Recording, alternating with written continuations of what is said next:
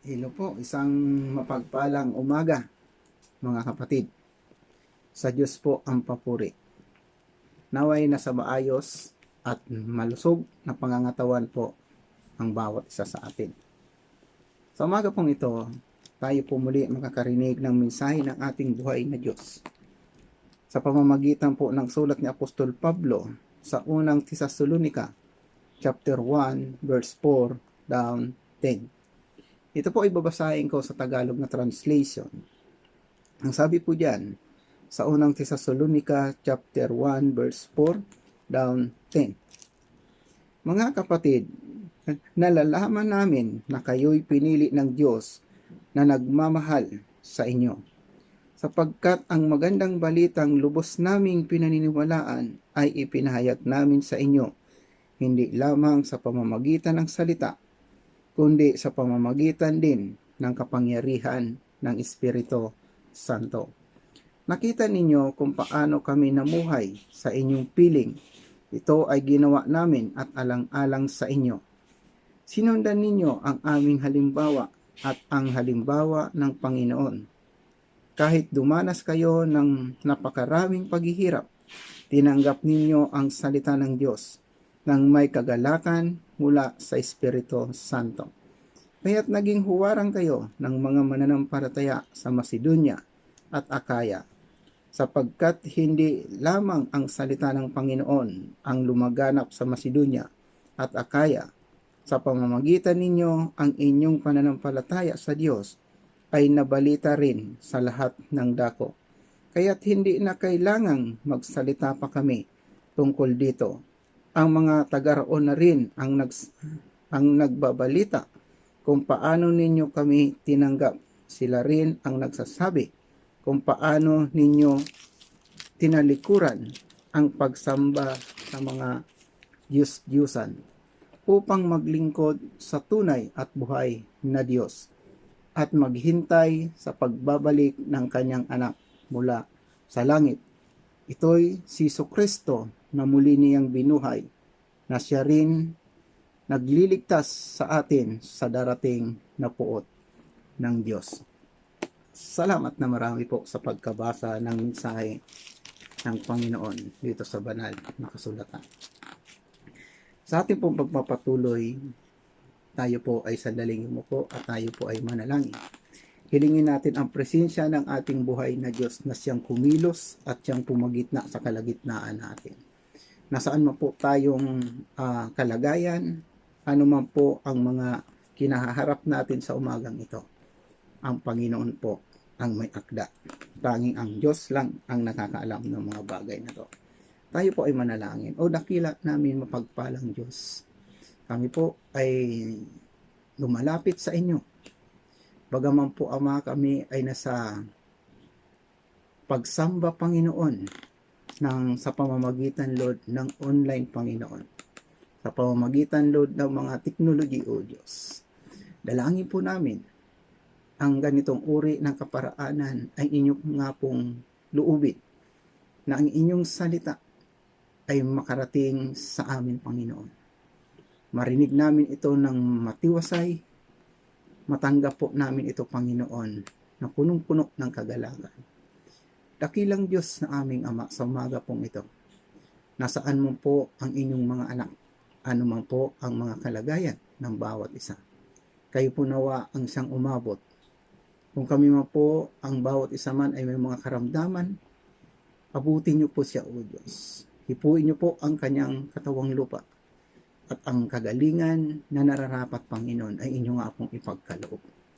At sa umagang ito, Lord, sa pamamagitan ng pakikinig, panunood namin sa online na pagpupuri namin sa inyo. Sa aming pagsasamba, Panginoon. Sa aming pagtugon bilang inyong mga anak. Ay inyo nga po kaming katagpuin, O Diyos.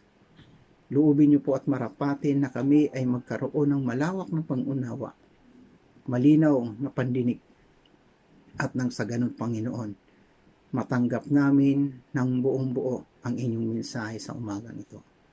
Nawa, Panginoon, hindi hadlang ang anumang bagay na pwedeng mamagitan, Panginoon, sa umagang ito. Bagkos ang inyong lamang salita, ang inyong kaparaanan lamang, Lord, ang aming panghahawakan.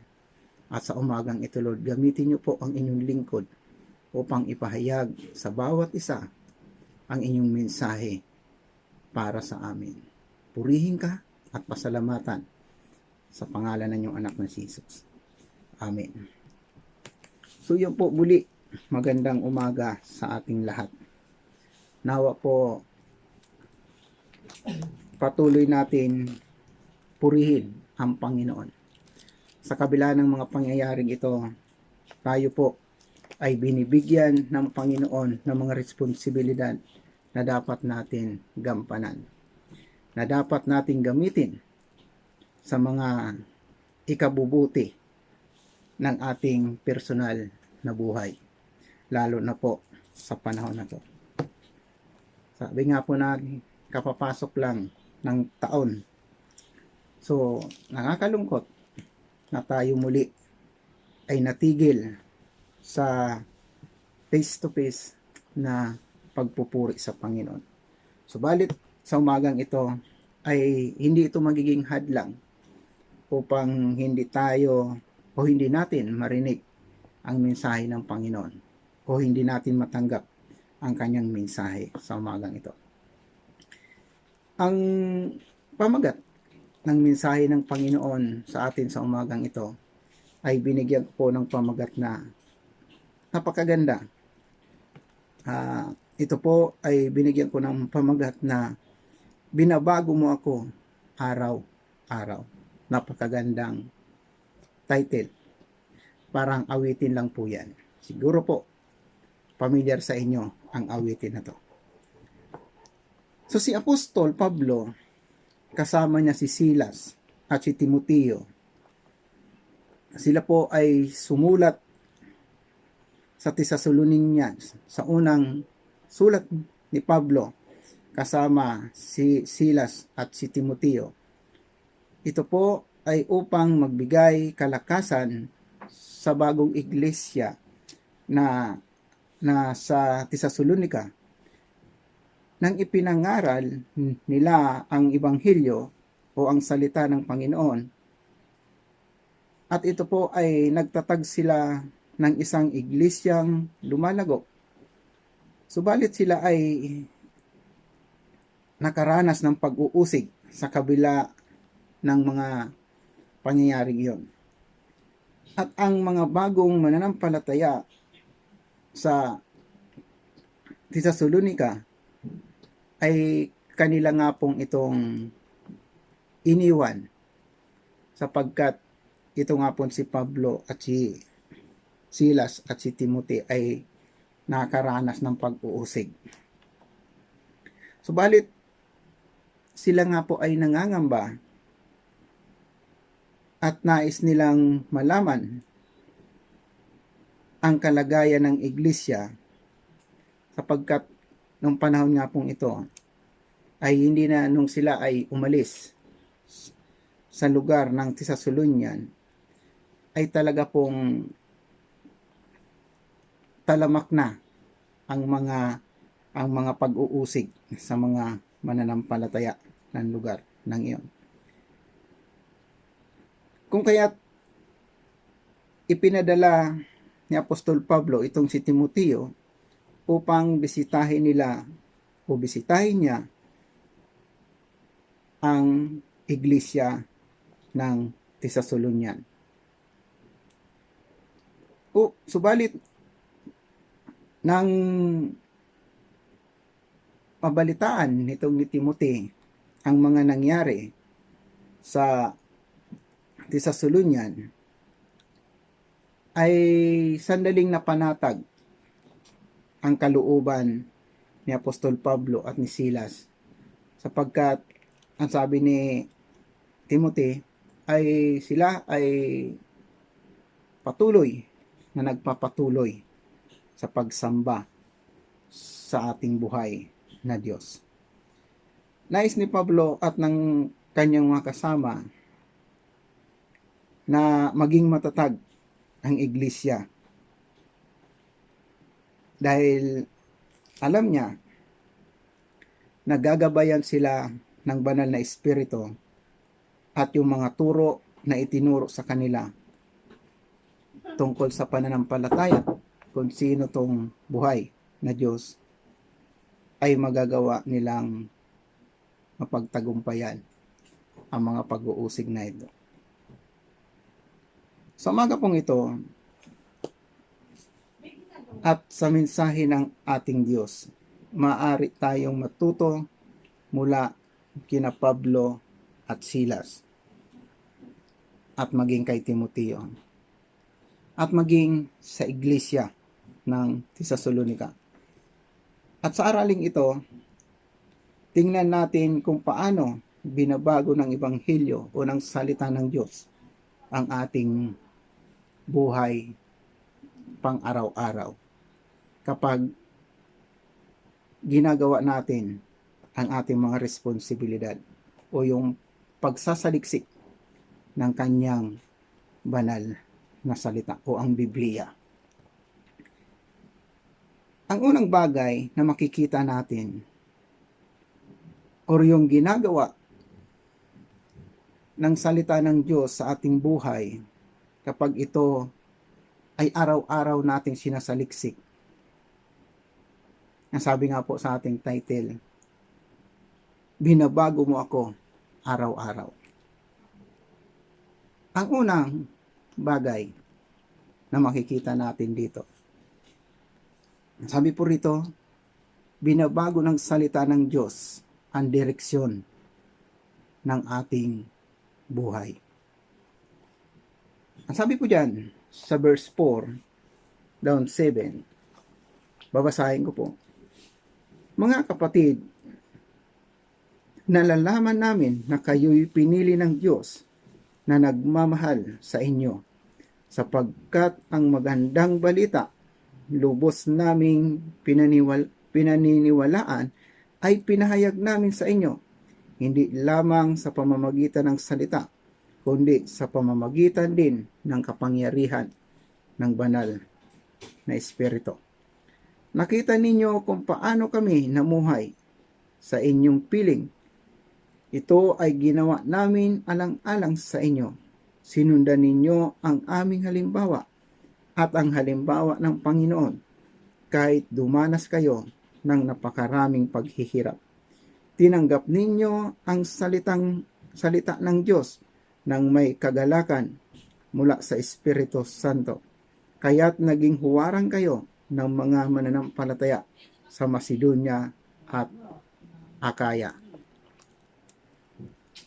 Verse 8. Ang sabi po dyan, sapagkat hindi lamang ang salita ng Panginoon ang lumaganap sa Macedonia at Akaya, sa pamamagitan ninyo ang inyong pananampalataya sa Diyos ay nabalita rin sa lahat ng dako. Kaya't hindi na kailangan magsalita pa kami tungkol dito. Yan po ang sinasabi sa verse 4 down 8. Tayo po rito, binabago ng salita ng Panginoon ang direksyon ng ating buhay. So, ayon po sa binasa nating talata, ay ang patuloy na paggawa ng Panginoon sa buhay ng mananampalataya ay nakadepende po sa kung papaano natin patuloy na sinasaliksik ang kanyang salita. Ang sabi po rito, binabago ng salita ng Panginoon ang direksyon ng ating buhay. So kung minsan kadalasan, ang tao naliligaw sa isang lugar kapag hindi niya alam yung lugar na kanyang pinupuntahan. Lalo na kapag hindi sa kanya pamilyar yung kanyang mga dadaanan. Subalit, kapag ang isang taong manlalakbay, kapag siya ay pupunta sa isang lugar na hindi niya kabisado, kinakailangan ito ay kanyang aralin o kanyang usisain. Ano ba ang saktong location ng kanyang pupuntahan? Aalamin niya muna. Saan ba ako dadaan? Ano bang tamang direksyon ang aking tatahakin? Subalit, sa atin bilang mga mananampalataya, ang tanging kaparaanan upang tayo ay hindi maligaw sa ating direksyon, sa ating buhay, lalo na po sa pagharap natin ngayon sa panibagong taon. Nagkaroon na naman po ng mga pangyayari na magiging dahilan na sa ilan sa atin na pwedeng maligaw ng direksyon sapagkat nga po sa virus na naman na ito nangyayari.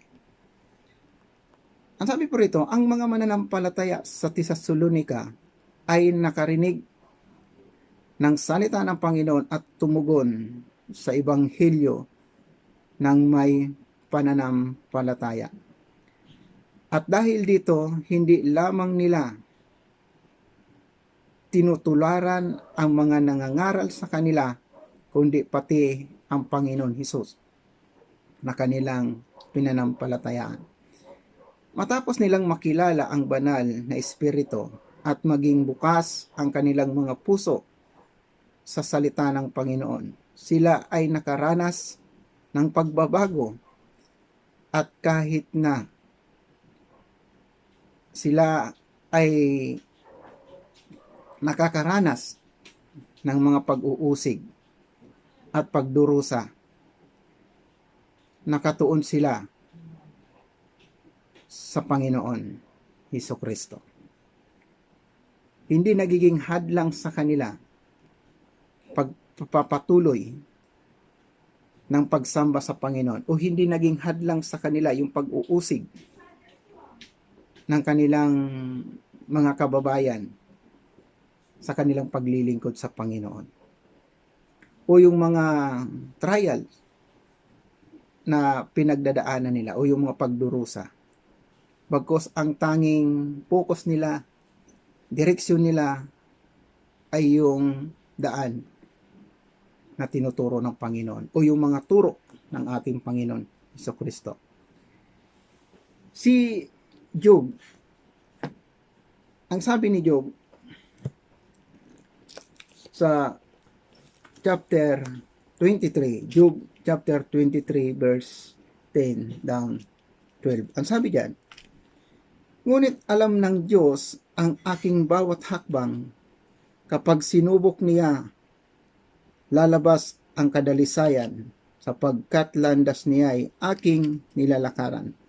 Hindi ako lumilihis sa ibang daan. Ako'y hindi lumalabag sa kanyang kautusan, at ang kanyang mga salita ay aking iniingatan. So, alam naman po natin kung ano yung pinagdaanan ni Job. Hirap na pinagdaanan ni Job. Subalit, yung ganong klaseng paghihirap na pinagdaanan ni Job ay hindi naging hadlang o hindi yung naging kaparaanan upang siya ay maligaw sa landas na pinalalakaran sa kanya ng Panginoon, o sa landas na kung saan inilagay siya ng Panginoon. Ang sabi po rito ni Job, yung salita ng Panginoon ang kanyang patuloy na nagiging gabay upang yung ang kanyang direksyon sa buhay ay patungo sa direksyon na ninanais ng Panginoon. At dapat ganun din po tayo bilang mga mananampalataya. Alam natin na tayo ay mga estranghero lang dito sa lupa. Alam ng Panginoon na tayo ay maliligaw. Kaya po, mas minabuti ng Panginoon na ang kanyang salita ay atin nga pong araw-araw na maging gabay. Kung ito lamang po ay araw-araw din natin po sisahin, o araw-araw natin pagbubulay-bulayan. Maging si Apostol Pablo sa pangalawang Korinto chapter 5 verse 17. Ganito po ang kanyang sinasabi, ang sinumang na kay Kristo ay isa ng bagong nilalang. Wala na ang dati niyang pagkatao, binago na siya. At ang payo din po ng Kawikaan sa chapter 10 verse 17. Ang nakikinig sa payo ay nasa daan ng buhay, ngunit ang ayaw sumunod ay tungo sa pagkaligaw. Yun po ang mga payo o mga paalala sa atin ng salita ng Panginoon. At walang sinuman na mga mananampalataya na kumikilala sa Panginoon at umaaral ng kanyang salita ang naliligaw ng mga landasin. Sapagkat ang salita mismo ng ating Diyos na buhay ang siyang ating kumpas upang malaman natin kung tayo ba ay naliligaw na ng direksyon. Mga kapatid, araw-araw, binabago ng Panginoon ang ating direksyon. Dahil araw-araw, minuminuto, tayo po ay nalilihis ng direksyon na nais ng Panginoon para sa atin.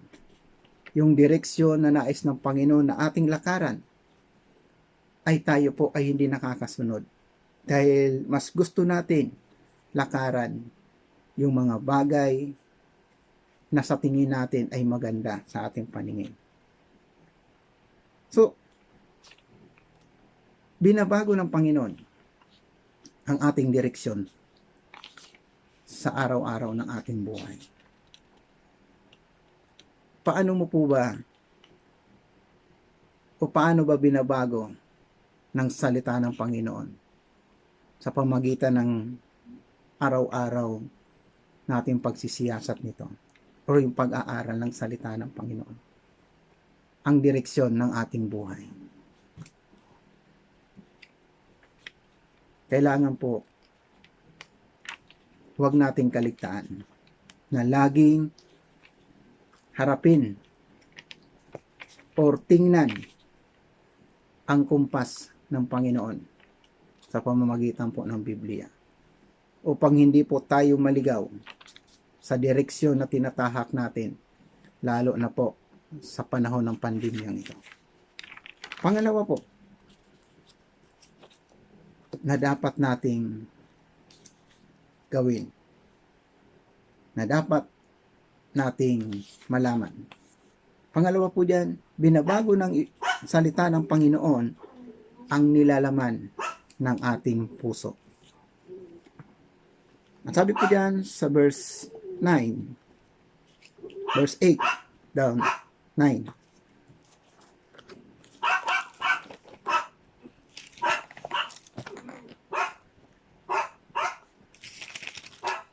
Verse 8.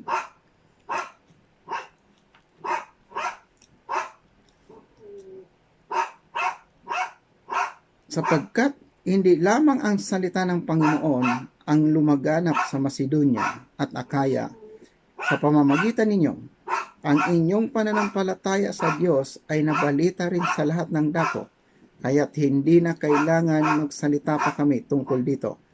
Verse 9, ang mga taga-roon na rin ang nagbabalita kung paano ninyo kami tinanggap.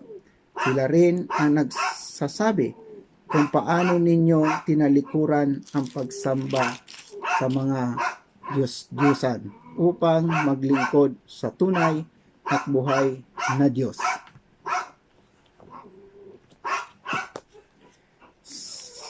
Sa araw-araw po natin na pagsasaliksik, sa araw-araw na pagbabasa natin ng salita ng Panginoon, araw-araw din po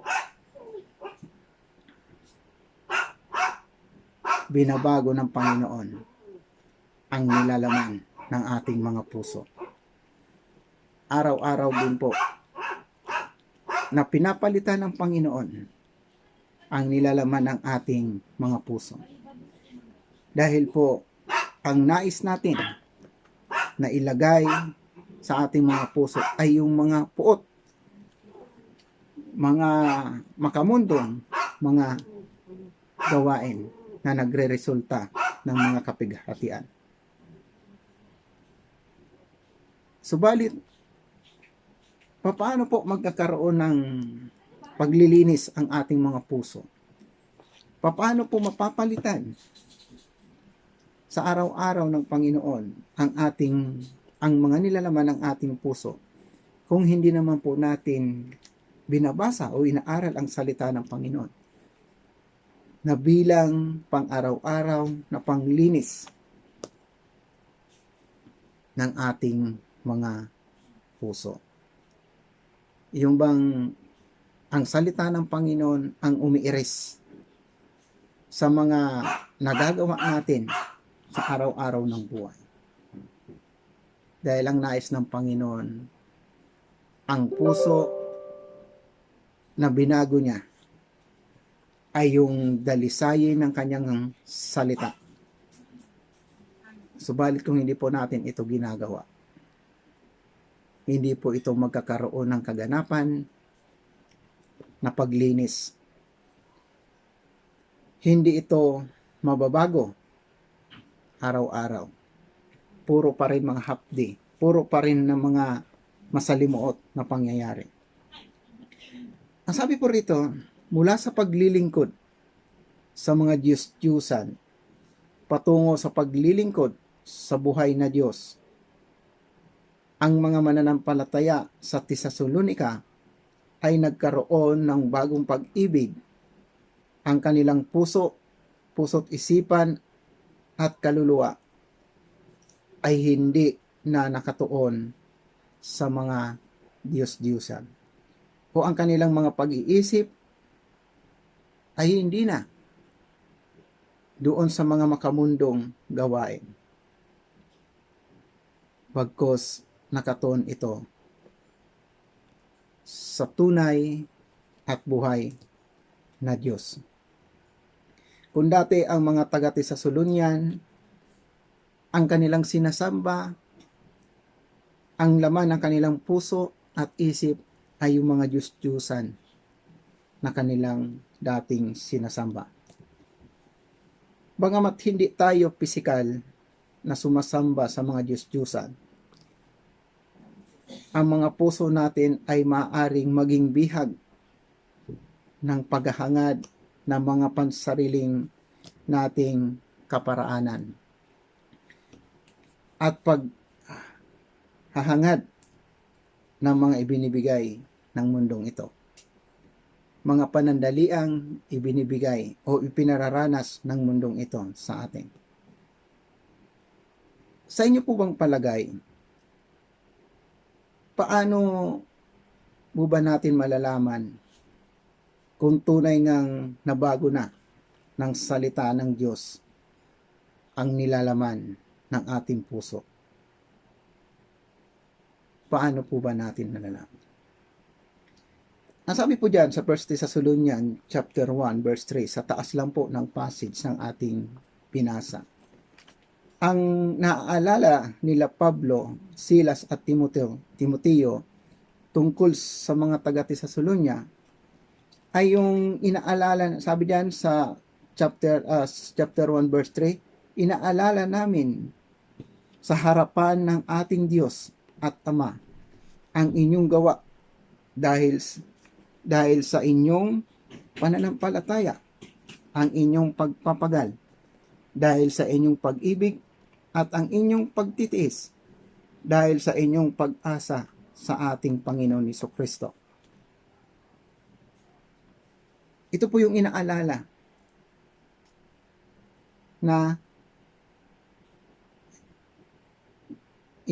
ni Apostol Pablo sa mga taga-Tesalonia. Ito yung pinaalala niya sa kanila. Kaya ang sabi ni Apostol Pablo, kinakailangan patayin natin ang mga nilalaman, yung mga maruruming nilalaman ng ating puso. At sabi niya po dyan, sa Colossus chapter 3, verse 5,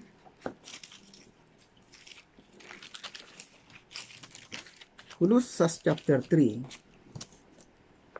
verse 5 and 10. Babasahin ko po.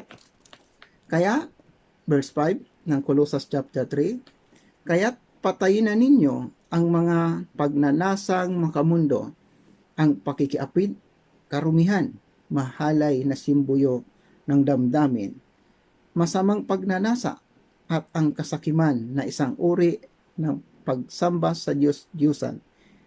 Dahil sa mga ito, tatanggap ng parusa ng Diyos ang mga taong ayaw pasakop sa Kanya.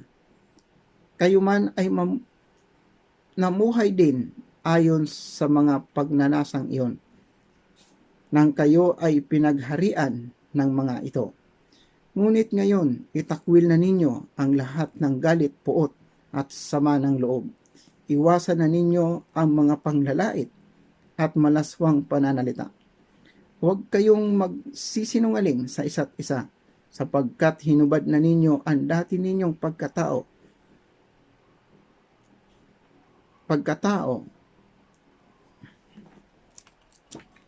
paninirang,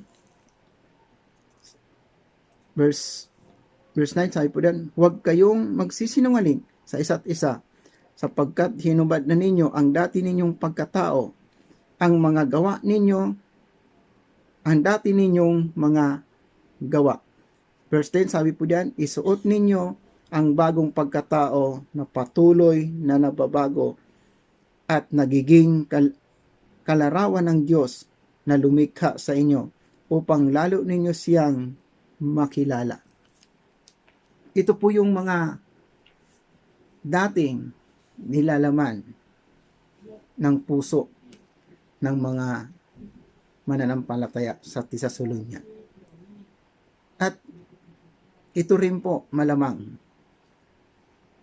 tayo minsan ay naging bahagi din po ng ganitong mga bagay na to. Minsan na rin itong nilalaman ng ating mga puso. Kaya kinakailangan ito ay atin ng patayin sa ating makamundong katawan o sa ating katawang lupa. Ang sabi po rito, ito po yung dati natin buhay. Kaya sabi nito, kung ang salita ng Panginoon ay ating ang patuloy o araw-araw nasisiya sa atin, ito po mismo ang papatay sa mga bagay na to. At ito mismo ang mag-iiris sa mga nilalaman ng ating puso na dapat po ay bago na dapat po ay ginagawa na natin yung mga bagay na makakabuti sa atin. Si Jesus po, ang sabi niya sa Matthew chapter 12 verse 34 down 37, ito po ang kanyang sinasabi, lahi ng mga ulupong, paano kayo makakapagsabi ng mabubuting bagay, gayon kayo'y masasama? Kung ano ang nag-uumapaw sa puso ay siyang sinasabi ng bibig. Mabuti ang sinasabi ng mabuting tao, kapagkat puno ng kabutihan ang kanyang puso. Masama ang sinasabi ng masasamang tao, sapagkat puno ng kasamaan ang kanyang puso. Tandaan ninyo, sa araw ng paghuhukom, pananagutan ng tao ang bawat walang kabuluhang salita. Ang sinabi niya, pawawalang sala ka o parurusahan batay sa inyong mga salita. Si Jesus Christ po mismo ang nagsasalita sa talatang ito. Sabi niya, yung mga taong namumuhay pa rin sa mga masasamang makamundong gawain, sabi na rito, tayo ay mga lahing ulupong. Diba? Nakakalungkot kung sa buhay ng mga mananampalataya ay ganito pa rin ang nakikita natin na nilalaman ng kanyang puso. Sabi diyan ni Jesus Christ, paano makakapagsalita ng mabuti ang isang taong puno ng masama o puro masama ang nilalaman ng kanyang puso? Kaya ang ilalabas, ang resulta ay masasama din ang bunga ng ating pananalita. Yung ating mga salita. Yun din po yung ilalabas. Sabi dito, sa pamamagitan ng araw-araw natin, pagsisiyasat o pagbabasa ng salita ng Panginoon, ay binabago niya ang nilalaman ng ating puso. So sa madaling salita mga kapatid, tanging ang salita lang ng Panginoon ang pangbura o yung pangalis o panglinis sa mga nilalaman, sa mga maruruming nilalaman ng ating puso. Paano po ba binabago ng salita ng Diyos ang nilalaman ng ating puso? Sa pamamagitan po ng pagbabasa natin o pag-aaral natin sa salita ng Panginoon. O sa pamamagitan ng paglinis natin ng ating mga puso sa pamamagitan ng salita ng Panginoon. Pangatlo po, binabago ng salita ng Panginoon ang ating ang ating disposition. Ang sabi po diyan sa verse 10, at sila na rin ang nagsasabi tungkol sa pamumuhay ninyo sa pagbabalik ng anak ng Diyos mula sa langit na walang iba kundi si Jesus, na muli niyang binuhay. Siya ang magliligtas sa atin sa darating na puot ng Diyos. Sa pamamagitan po ng pang-araw-araw o araw-araw natin na pagbubulay-bulay ng salita ng Panginoon, binabago nito ang ating disposition o yung ating mga ginagawa o ating mga kalagayan. Sabi po rito, ang mga taga-sunod sa ating Panginoon Hesus o ang mga mananampalataya sa ating Panginoon Hesus ay hindi lamang umaasa sa Diyos para sa kanyang buhay. At sa katotohanan, ang katuparan ng ating pag-asa ay nasa dakilang pagbabalik ng ating Panginoon Hesukristo. At ang mga mananampalataya ay umaasa dito ng may ganap na pananabik at pagtitiwala na balang araw mararanasan natin ang tunay na kasiyahan at mabibigyan tayo ng gantimpala kapag tayo ay tapat na naglilingkod or tapat na may pananampalataya sa ating buhay na Diyos. At ito po ang disposition natin sa muling pagbabalik ng ating Panginoon Jesus, na kinakailangan lang na ituon natin sa ating Panginoon ang ating paningin o yung ating mga ginagawa. Kailangan ituon natin kay Jesus Christ ang ating paningin upang sa ganon maging maliwalas ang ating pang-araw-araw na buhay. At ang ating disposition ay yung patuloy nating magawa kung ano ang ating inaasahan sa muling pagbabalik ng ating Panginoon Hesukristo. Ang sabi nga po diyan sa Hebrews chapter 12 verse 2, ituon natin ang ating paningin kay Hesukristo dahil sa Kanya nakasalalay ang ating pananampalataya mula sa simula hanggang sa katapusan. Dahil sa kagalakang naghihintay sa Kanya, hindi Niya inalintana ang kahihiyan ng pagkamatay sa krus at Siya ngayoy nakaupo sa kanan ng trono ng Diyos. Hindi po ba? Ang ating pong disposition sa Panginoon ay tunay nga po na nakasalalay sa ating Panginoon Hesukristo. Kaya po kung hindi tayo nakatuon, kung hindi tayo talagang direktang nakatuon sa ating Panginoon Hesus, o yung ating paningin sa ating Panginoon Hesus, kung yung bang kung saan-saan natin itinitingin. Sabi dito, hindi tayo magiging productive sa mga ginagawa natin. Kumbaga, ang ating disposition ay paimbabaw lamang. Kumbaga, walang kasiguraduhan. Subalit, kung itutuon natin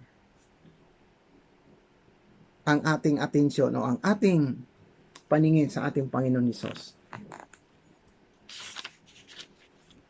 tayo po ay ganap na magiging tanyag sa muling pagbalik ng ating Panginoon Jesucristo. Kinakailangan lang natin, mga kapatid, araw-araw ay pagbulayan ang kanyang salita upang ang ating disposition sa ating Panginoon sa pamamagitan ng kanyang salita ay ito po masasabi natin na talagang nakatuon sa Panginoon, sa kung ano ang pinagagawa sa atin ng Panginoon. Mga kapatid, sa umaga pong ito, 3 bagay ang hatid sa atin ng mensahe ng ating Diyos na buhay.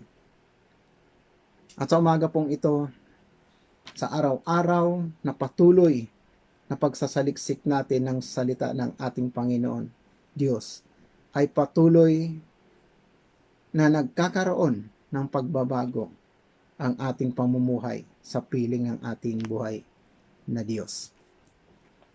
3 bagay po. Una, binabago ng Panginoon o binabago ng salita ng Diyos ang ating direksyon sa araw-araw. Pangalawa, binabago ng salita ng Diyos ang nilalaman ng ating mga puso. Pangatlo, binabago ng salita ng Diyos ang ating mga disposition sa ating buhay. Binago na po ba ng salita ng Diyos ang ating direksyon ng buhay natin o ng buhay mo? Binago na ba ng salita ng Panginoon ang direksyon ng buhay mo? At kung may binago na ang Panginoon sa mga direksyon ng iyong buhay, saan po ba natin ito inilalaan? Saan mo ba inilalaan ang inyong pagmamahal? At ikaw ba ay handa na? Handa ka bang talikuran ang mga Diyos-Diyusan ng iyong buhay? At buong pusong mahalin at paglingkuran ang ating Panginoon, ang ating Diyos na buhay. Mga kapatid, araw-araw binabago ng Panginoon ang ating buhay. Araw-araw may ginagawa ang Panginoon sa ating buhay. Kailangan lang, kapatid, hayaan natin na araw-araw, minuto, segundo, na baguhin tayo ng Panginoon. Hayaan natin ang Panginoon mismo ang kumilos sa buhay natin. At mangyayari lang yun kung araw-araw natin pagbubulay-bulayan ang kanyang salita.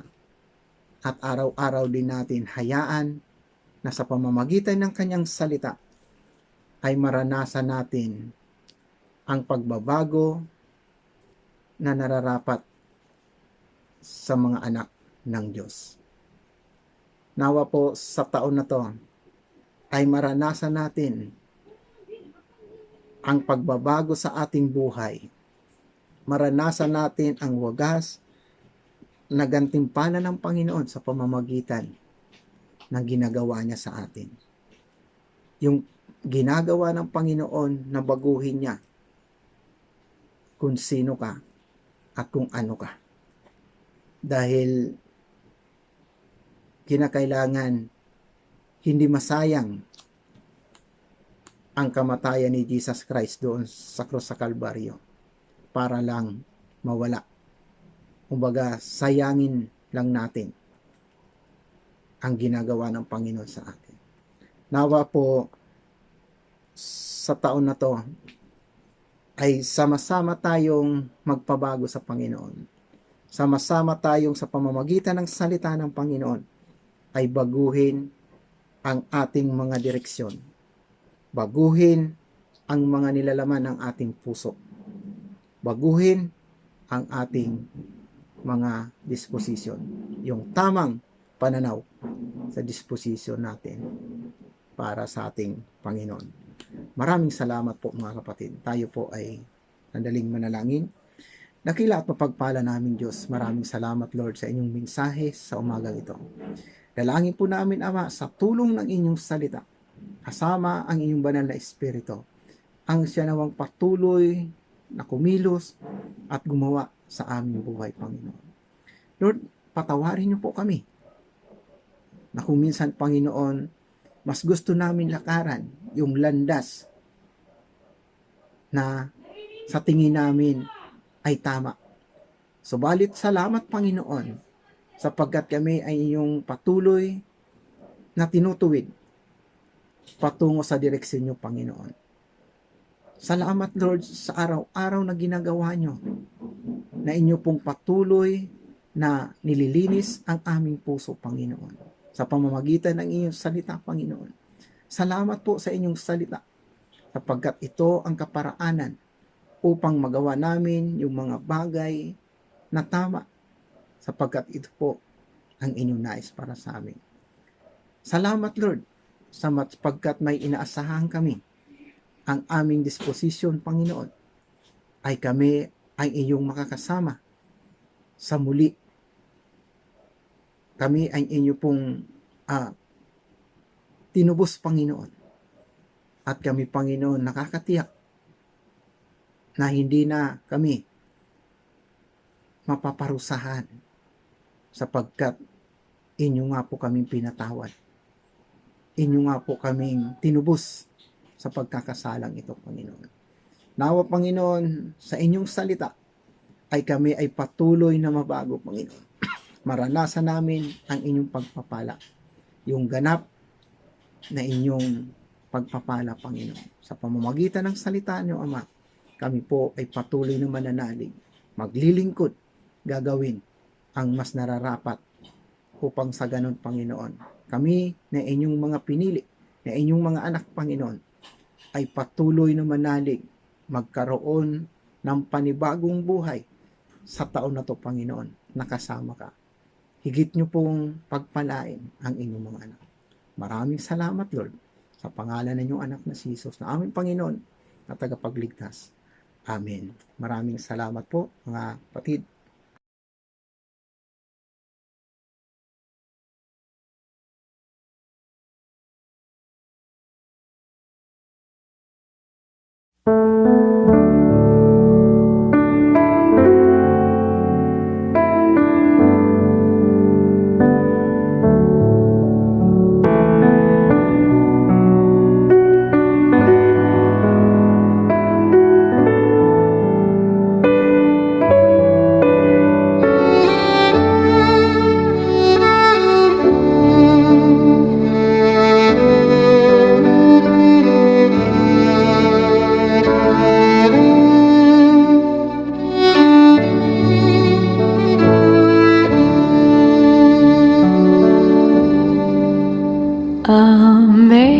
Amazing grace, how sweet the sound that saved a wretch like me.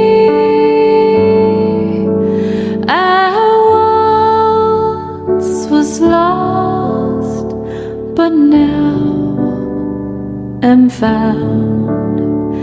Was blind, but now I see.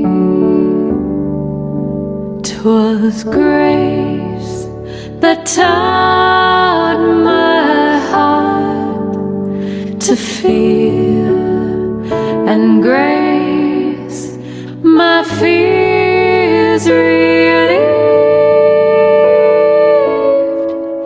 How precious did that grace appear the hour I first believed.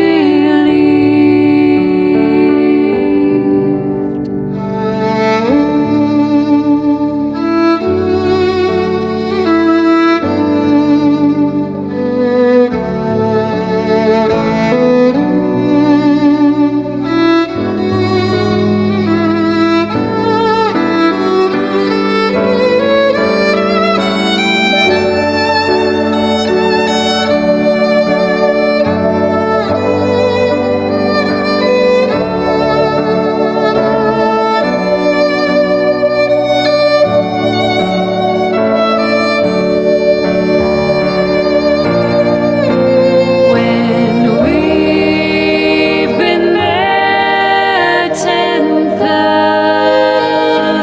years, bright shining as the sun,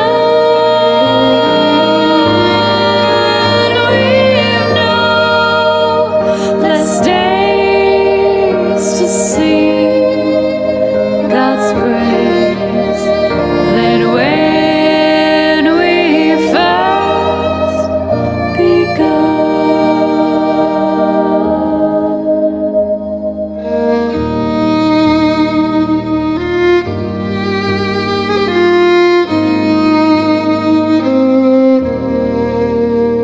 Was blind, but now I see.